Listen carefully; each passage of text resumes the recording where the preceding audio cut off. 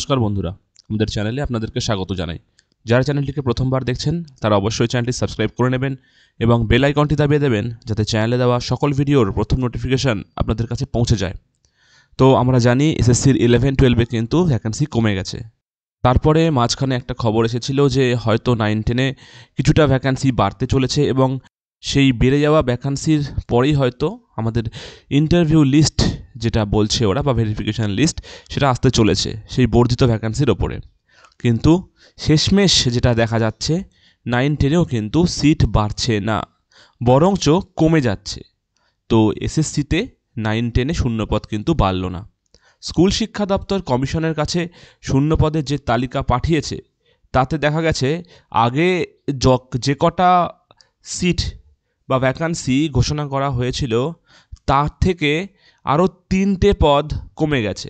এখন আছে 23,209টি। আগামী সোমবার 9-10-এর শিক্ষক নিয়োগের নথি যাচাই এবং ইন্টারভিউয়ের তালিকা বের হওয়ার কথা।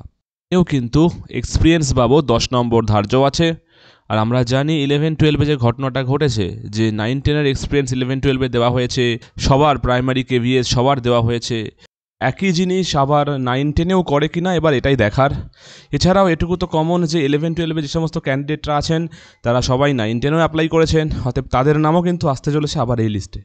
সেহেতু আমরা আশা করতেই পারি কাট অফ আবার সেই 11-12-এর মতো হবে, হয়তো প্রচুর ফ্রেশাররা আবার সবাই বঞ্চিত হবে, 60 পেয়েও হয়তো কেউ ডাক পাবে না। যাই হোক, দেখা যাক, সিট তো কমে গেল। তো খবরটি আজকে এই পর্যন্তই। ধন্যবাদ।